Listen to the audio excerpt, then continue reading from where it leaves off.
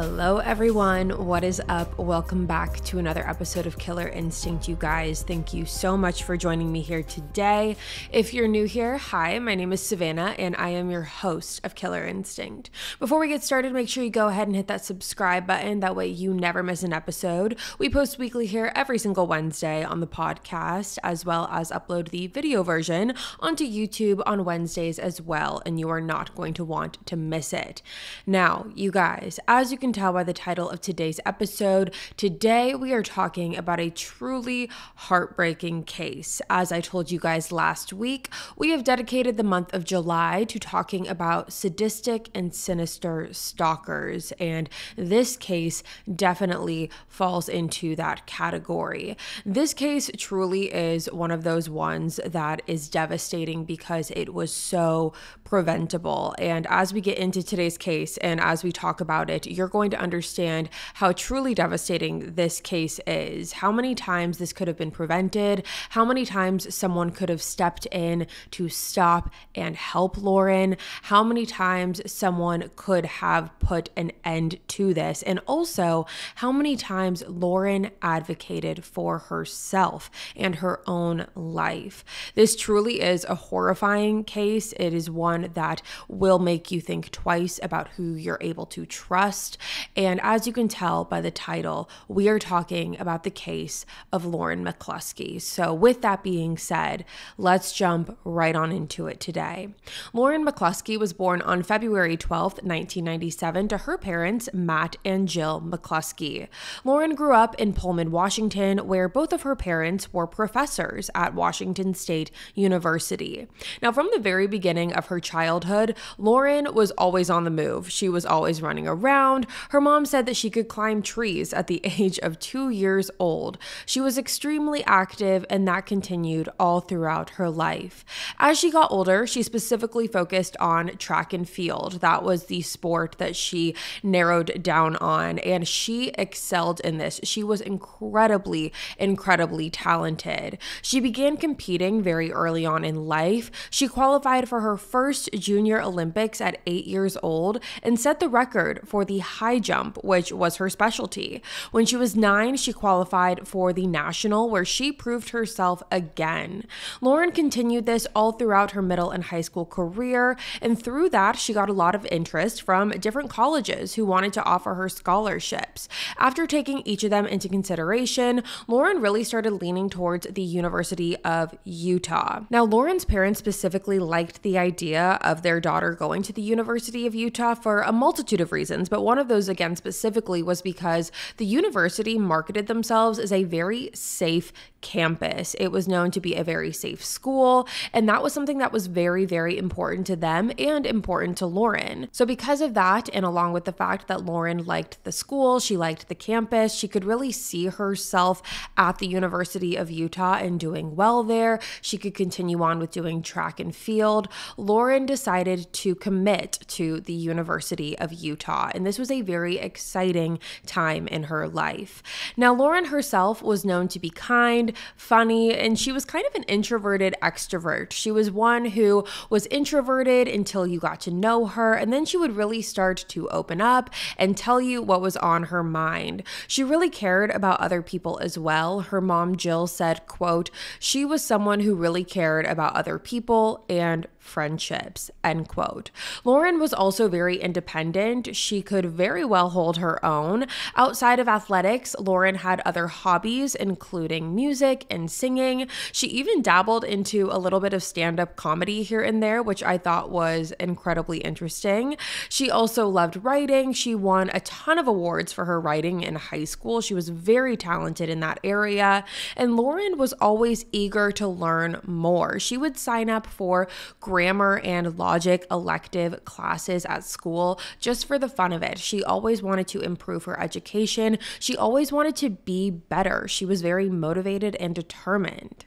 Now, once Lauren's freshman year of college began and she was at the University of Utah, she really was tunnel visioned on her academics as well as her sport, track and field. Lauren really wasn't a partier. A lot of kids, when they go off to college, as we know, if you've experienced it yourself or you've seen it around you, a lot of kids feel the sense of freedom when they go to college and they constantly go out. They're partying all the time. They sometimes will engage in drugs and alcohol, but that was not Lauren. She had her core group of friends that she spent time with. They all had similar interests, but they weren't going crazy. They weren't going out and they weren't constantly partying. And again, Lauren was really just motivated on being the best that she could in her academics and in her sport. And because of this, because those two things were really taking up the majority of Lauren's time, she really didn't spend much time dating either. Growing up, Lauren wasn't known to have a lot of boyfriends. She never really went on a lot of dates, and the romance department really took a back seat to her academics and her sports. However, in one night in the beginning of Lauren's senior year of college in September of 2018, Lauren and her roommate ended up going to a bar in downtown Salt Lake City, and this is when Lauren ended up meeting a guy.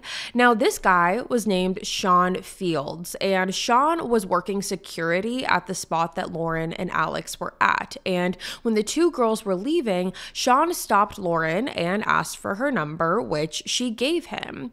Now, on the way home, Lauren was talking to her roommate about whether or not they really thought that this guy was going to text her, whether or not Sean was going to reach out. But the very next morning, Lauren was very excited to tell her roommate Alex that Sean did in fact text her, and the two of them were going on a date that same afternoon. Now, from the very first date that Lauren and Sean had, Lauren was instantly infatuated with Sean and vice versa. Lauren liked the fact that Sean made her feel special. Again, Lauren didn't really have a lot of dating experience before this, so there wasn't much to compare it to, but when Sean made her feel happy and special and like a priority, that was an exciting feeling for Lauren. She felt like this guy really could be her boyfriend. Lauren also liked the fact that the two of them met organically. It wasn't through online dating or an app. She liked the fact that it was a timing type of situation. They happened to be in the same place at the same time and they crossed paths. Now, Lauren was really, really vocal to her friends and to her family, her mom specifically. She would always keep them posted about what was going on in her love life with Sean, the dates that she was going on with him, and she was very vocal to them about how she wanted Sean to be her boyfriend. And Lauren got her wish because only about a week and a half after they met, Lauren and Sean made things official. Now, like I said, Lauren was very open with her parents about what was going on in her relationship. She kept them up to date with everything that was happening,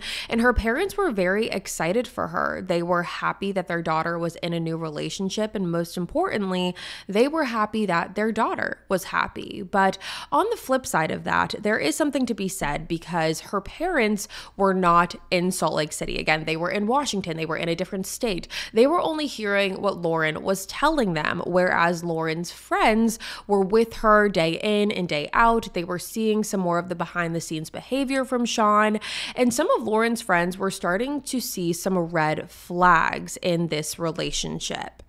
From the very beginning, Lauren's friends were concerned because it seemed like Sean was very codependent. It seemed like he could not leave Lauren alone, and it seemed like Lauren was at Sean's beck and call. Whenever Sean called, whenever Sean texted, it seemed like Lauren would really bend over backwards for Sean. And again, there is something to be said about this because it did seem like a honeymoon phase in the beginning of a relationship, but her friends still were concerned about what was really going on here. It was also said that Sean had a lot of trust issues and he seemed a little bit possessive over Lauren. He was constantly calling and texting Lauren, asking her, "Who are you with? And what are you doing?" multiple times a day, asking for pictures to prove that she was telling the truth about what she was doing. And again, this behavior was coming off as very controlling and possessive.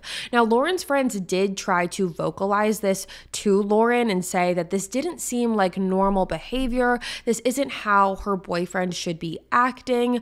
And because Lauren didn't really have a lot of dating experience at the time, her friends wanted to make sure that she knew that this wasn't necessarily normal. However, when they would approach Lauren with these concerns, she would just say that it was normal for them. It was normal for their relationship, meaning the relationship between Lauren and Sean. She would say that Sean was still in the process of trusting her since they were so new into their relationship, and was also convinced that Sean was saying these things because he just cared about her. He just wanted to make sure that she was safe and okay. That's why he was constantly asking where she was and what she was doing, because Sean would tell her it was simply because he wanted to make sure that she was safe. Now, I think it's very apparent and it's an obvious statement to make that Lauren definitely had rose-colored glasses on in the beginning of this relationship, and she was certain that what was happening was normal, and she wanted to believe that what was happening in this relationship was for the greater good. She wanted to believe that this guy that she was dating, that she seemed to be so head over heels for, wanted the best for her. But after a while, the honeymoon phase of this relationship did start to wear off, and Lauren and Sean got into their first big fight. And the result of this fight was Sean storming off. He completely stormed off and was very visibly upset and mad at Lauren. Now, this was something that was a concern for Lauren. This was the first time she had seen and vocalized a red flag in the relationship. Lauren told her friends that she was uncomfortable with how visibly upset Sean got, and she was afraid of ever doing anything that could make him that mad again. Now, when Lauren's friends were listening to Lauren vent about this conversation, their concerns were growing as well, because it seemed as if Lauren was automatically painting herself as the bad guy. It seemed like Sean had convinced Lauren that she was in the wrong, no matter what, and that his anger was a result of her actions. And it really seemed like Lauren thought that she was the one who was wrong, and that he was angry because of what she did. It seemed like she was making an excuse for his anger because she was automatically in the wrong, and that was concerning to her friends. It almost seemed as if Sean was painting Lauren to think that she was the problem and manipulating Lauren into thinking that she was the problem. But after some time, the two were able to talk through this fight that they had, and they ended up moving past it, and they continued on in their relationship. And after just a few weeks of dating, Sean basically moved in with Lauren into her dorm room. So he was basically staying there 24/7. He didn't have an access pass to the dorm itself.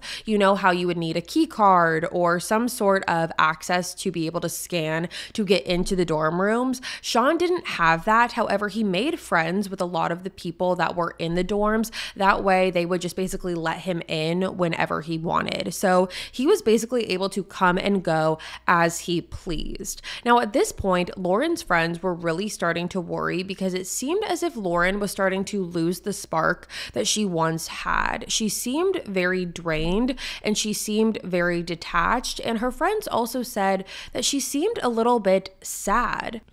Lauren had a lot going on a day-to-day basis. Not only did she have her academics and she had her sport, track and field, that took up a lot of her time, but she also had this relationship that was draining everything out of her. It was taking up so much of her time and forcing it to be a priority in her life, where it's not as much of the honeymoon phase anymore. It just seemed like it was taking over and becoming an all-consuming thing that maybe Lauren didn't necessarily want it to be, or didn't expect it to have this effect on her. Now, the red flags basically continued popping up for quite some time in this relationship, and the next big one for Lauren's friends specifically was when Lauren told them that Sean wanted Lauren to have a gun for her to keep.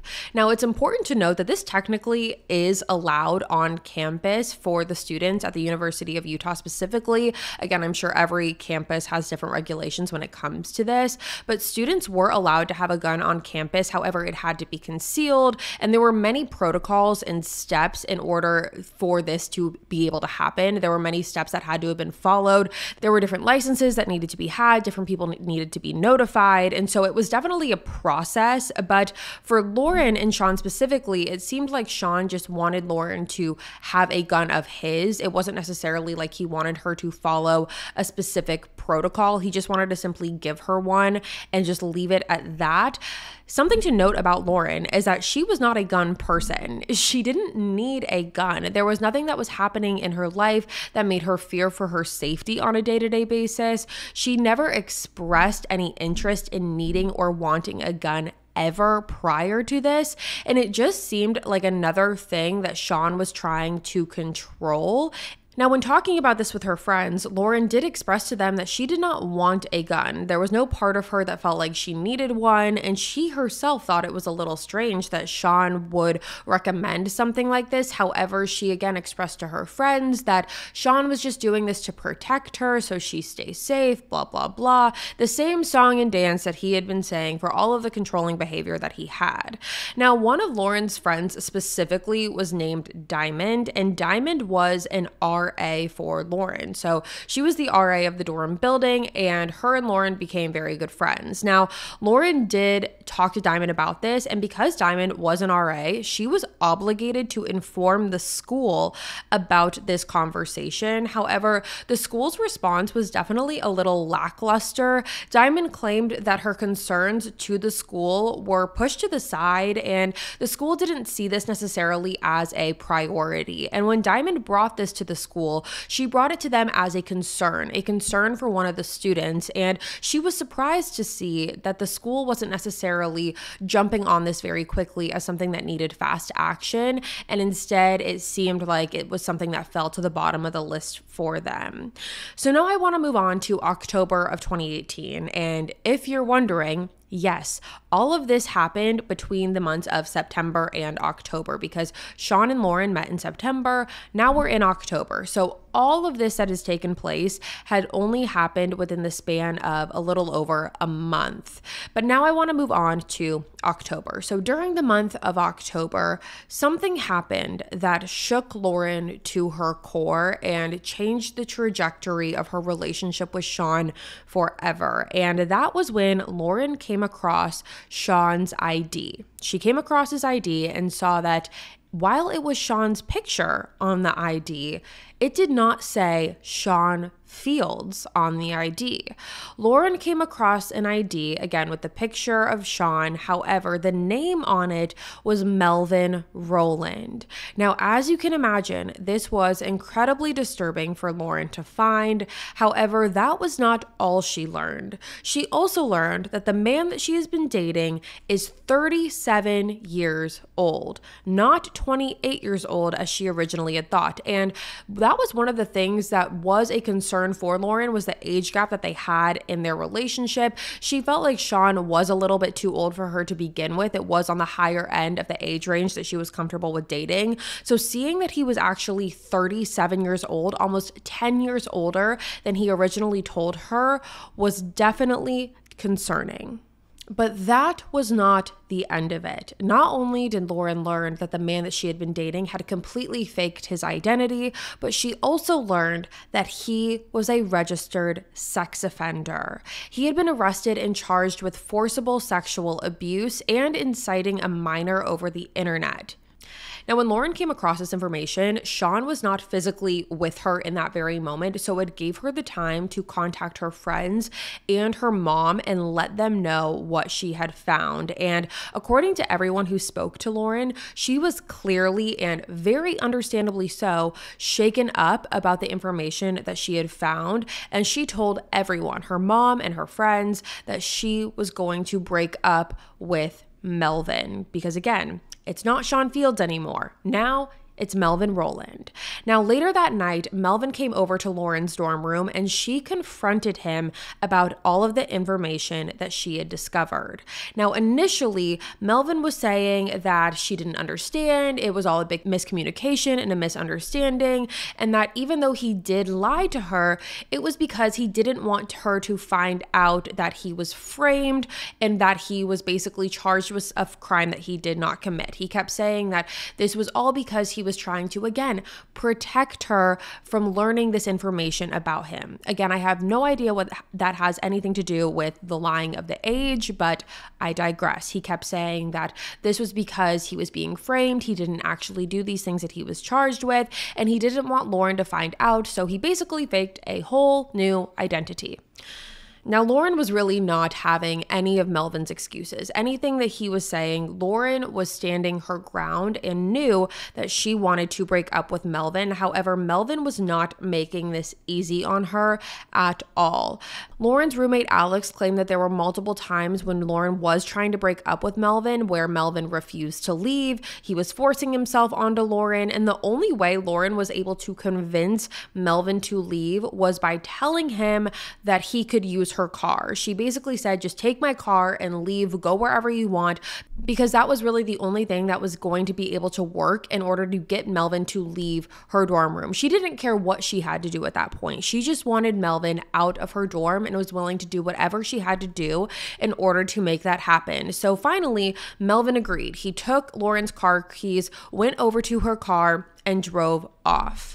But at this point, obviously, Lauren needs to get her car back. Now that Melvin has her car, she needs to find a way to get it back. Melvin did end up telling her that he would leave it in a parking lot and she could come by and get it whenever she wanted. However, Lauren was afraid for her own safety. She ended up calling her mom, Jill, and told Jill about the whole situation. And Jill was very worried for her daughter and worried for her safety. So Jill ended up contacting campus police at the University of Utah and told them the situation. Lauren also got in contact with the University of Utah campus police.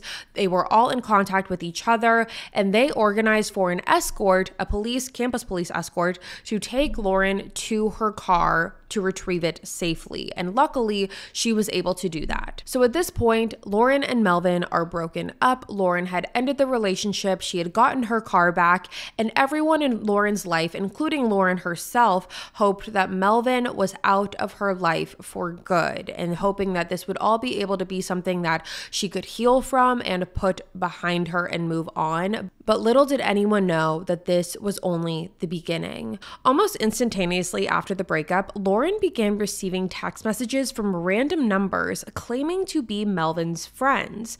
Now, in these text messages, Melvin's friends were claiming how upset Melvin was about the way that Lauren ended things, and when they weren't getting the response that they wanted, things began to escalate. These text messages that began with Melvin's friends talking about the breakup, they then escalated to Melvin's friends saying that Melvin was in the hospital, he was very sick, and then even got to the point where they claimed that Melvin had died in a car accident. Now, Lauren told her mom and her friends about the text messages that she was receiving, and Jill reassured Lauren to not believe any of it. Both Lauren and her mom believed that all of these messages that were being sent was from Melvin himself. Now, not only that, there was no proof of a fatal car accident, and Melvin was making several social media posts after Lauren received these text messages. So Lauren knew that this was not true, that Melvin himself was making this up and was just trying to get her attention, just trying to get a response from her. But then she received another message from a random number asking if Lauren would be coming to the funeral for Melvin. Now, Lauren responded to this text message with saying, quote, "I know he's alive. Please leave me alone and don't text this number. I got the police involved," end quote. Now, that was not a lie, because Lauren did get in contact with police and told them that she felt that Melvin was trying to lure her to some place unsafe. She felt like this was his plan to get her alone and that something dangerous could happen. Now, Lauren spoke to the campus police about that. I want to clarify that. She was speaking to campus police at this point, and she also explained how she knew that Melvin was not really dead, and she explained again how she was afraid and scared that this could result in her getting hurt. Now, campus police told Lauren to just not engage in contact, not respond to any of the text messages. That was their initial response to this, but things only snowballed from there, because at this point, Lauren contacts campus police again and tells them that not only have the text messages not stopped, but now she was being blackmailed. Melvin told Lauren that she needed to send him $1,000, and if he did not, he would exploit the private, intimate pictures that Lauren had sent to him while they were in a relationship together. Now, as you can imagine, at this point, Lauren was in fear for her life, because not only was she being blackmailed, she was being harassed, and she was afraid that this would never end. When she was telling campus police all of this, again, they weren't as concerned as Lauren was, and they told Lauren that they believed that this was a scam. Their response was again to tell Lauren to not engage in it. Don't worry about it. This will likely go away. Just don't respond. It has to be a scam. But Lauren, again, she was deeply afraid, and she did end up paying the $1,000 in hopes that Melvin would go away. Again, she was desperate to do anything at this point that would get this man out of her life. Lauren felt that despite all of the attempts that she was making, despite all the conversations that she was having with campus police, nothing was changing. And not only was the campus police, their tone in all of this, not believing Lauren, but they were also under the impression that Melvin himself could also be a victim in specifically the blackmailing situation. They felt like someone could have been using Melvin's identity against Lauren. They felt like Melvin also could have been targeted, and that him and Lauren could both be victims of this. Now, Lauren tried to do her best to convince campus police by telling them that there were other instances, that this was not the only time. She was trying to get the campus police to understand her fear, to understand where she was coming from, and to see that Melvin was not a victim by any means in this situation, and that he was the perpetrator.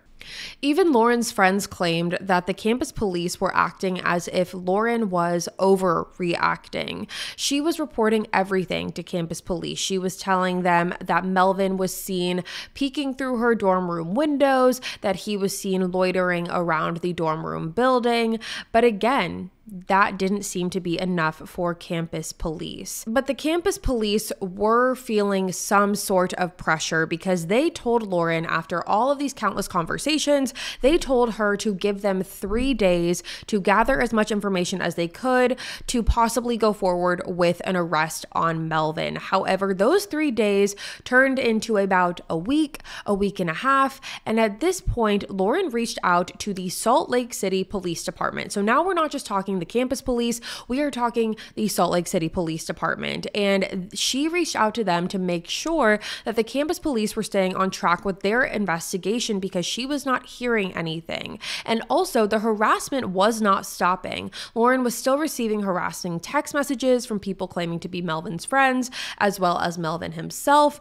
And even though at this point, the Salt Lake City Police Department told Lauren that they would stay on track with the campus police, it really didn't seem like there was any movement or any progress. And at this point, Lauren's friends claimed that Lauren was definitely feeling discouraged and defeated about what was happening and the lack of progress that was being made.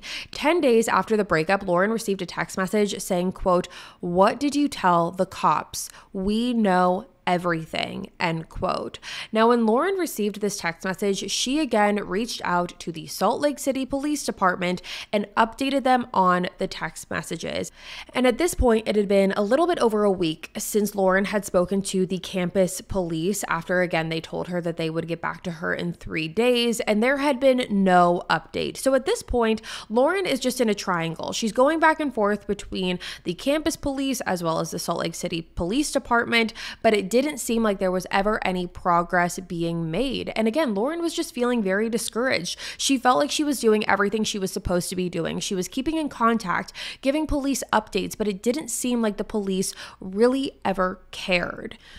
So now I want to move forward to October 19th, 2018. And on this specific day, Melvin was seen loitering around Lauren's dorm room building, but this time something was different. And when I say that this was an absolutely horrifying thing to see, and if you're watching me on the video version that we're posting onto YouTube, I'm going to be posting the pictures on here as well so you can see what was going on. Melvin was loitering around Lauren's dorm room building, but on surveillance footage, Melvin is seen wearing a Deadpool costume head to toe. And if you don't know what Deadpool is, neither did I. But what I've learned is that Deadpool is a comic superhero movie that had come out earlier that year. So the movie came out earlier that year, and Melvin had gotten this costume and was planning on wearing the outfit on Halloween. However, he chose to take it out a little bit early. Surveillance footage at Lauren's dorm room shows Melvin lurking around the building wearing a full Deadpool costume, and he is also seen carrying a small black bag that police would later learn had a fully loaded gun inside. Melvin ultimately left the campus after not being able to find Lauren that day, but then several days later, on Monday, October 22nd, Lauren received another text message from a random number. Now, this text message, the person that was texting Lauren was saying that they were a campus police officer and they were asking to meet with Lauren privately. Now, immediately, Lauren's instincts told her that something was off. This did not seem like a normal text that a campus police officer would be sending. So to do her due diligence and just double check, she called campus police to see if this was legit. However, they told her that it was not. Now, instead of campus police taking action and trying to see who was impersonating them, they simply told Lauren to just not respond and not to worry about it. Just, push it to the side, don't respond, don't engage. It's not us. It didn't seem to be any concern, which again, this was not a one-off. This was something that had been going on for weeks at this point. It had been something that Lauren had been keeping police and campus police updated on for days and days and days and days. So this was not just a one-off text message that Lauren had received. This was someone who was trying to lure Lauren to be in a private one-on-one situation with her.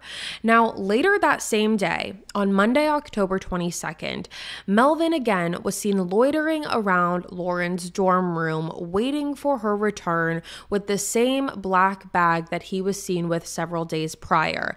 Now, this time, Melvin was not wearing a Deadpool costume. He was not wearing any costume. He was just wearing regular clothes. Now, at approximately 8 p.m. on Monday, October 22nd, Lauren got let out of class, and she was walking back to her dorm room, and she was on the phone with her mom while this was happening.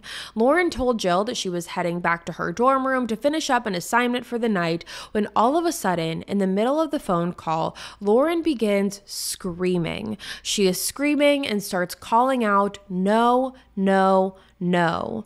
Jill, her mom, is still on the other end of the phone and is able to hear what she believes her daughter being tackled to the ground, because there were a lot of tussling noises going on over the phone, and she could also hear Lauren's phone fall to the ground. Now, Jill at this point is calling out for Lauren. However, she was not getting an answer. And as you can imagine, this was torturous for Lauren's parents. They are hundreds of miles away, yet they are hearing their daughter getting attacked over the phone, and they are in an absolute panic, trying to do whatever they could do to save her. Now, at this point, Lauren's dad immediately picked up the phone and called 911 and let them know what had happened. And Salt Lake City Police Department was dispatched out and rushed over to the University of Utah's campus. Now, the campus itself sent out a message to all of the students telling them to secure in place, and police blocked off the parking lot as their crime scene, the parking lot at the campus. Now, when police released their message to the students, they claimed that there had been a shooting on campus with one fatality, and they released a photo of their suspect, and that suspect was Melvin Rowland. Now, at this point, police had not released any information as to who their victim was. However, when Lauren's family and friends saw that police were looking for Melvin, they immediately knew that Lauren was the victim, and unfortunately, they were right, because Lauren had died from multiple gunshot wounds and was found in the back seat of a car. All in all, Lauren had suffered from at least 7 gunshot wounds all over her body. Now, at this point, police were looking for Melvin. There was a manhunt that ensued for him. But what police did not know was that right after Melvin shot Lauren, he had actually called up another girl that he met on the dating app Bumble. And Melvin asked this girl to pick him up, which she did. And the two of them were at a restaurant on a date together. They went to a place called Zhao Asian Cafe where they sat and talked, and Melvin convinced this girl to have the two of them go back to her apartment. That way he could shower and change, because he claimed that the reason he was all scuffed up was because he had went to the gym. Now, the girl that he was on a date with did agree to this, and the two of them went back to her place. She showered, and she claimed that while this was all happening, she was receiving updates from Twitter, from campus police, about what was going on at the campus of the University of Utah. I'm unclear whether or not this girl was a student. However, we do know that she was close by to the vicinity in and of itself, so she could have just been seeing the updates as they were coming in, or she could have been a student. It is unclear. However, according to her, every time her phone would be going off, Melvin was constantly looking over her shoulder, asking her what she was looking at, and was being very suspicious. Now, after Melvin had showered and washed and dried his clothes, he got changed and asked the girl to drop him off at a coffee shop. Now, the girl agreed to do this, and immediately after dropping him off, she checked Twitter again and saw the picture of Melvin Rowland posted by the Salt Lake City Police, saying that that was their suspect. Now, immediately once she saw this, she picked up her phone again and called 911 and let them know what had just happened. Now, after speaking with this woman, police had continued their manhunt for Melvin. They were looking all over the city for him, and this ensued for several hours before ultimately police found him inside the Trinity African Methodist Episcopal Church. However, when they found him, he was dead from a self-inflicted gunshot wound. So now police at this point had Lauren, their victim, who was dead, and their suspect was dead as well. But at this point, police were still learning more about Melvin. They learned that not only was he a sex offender, but he was also on parole at this time, the time that he was dating Lauren and leading up to this, all the way up into his death. And it is believed that Lauren was not aware of the fact that he was on parole. Melvin had spent 10 years of his life in and out of prison. He went back on 2 separate occasions.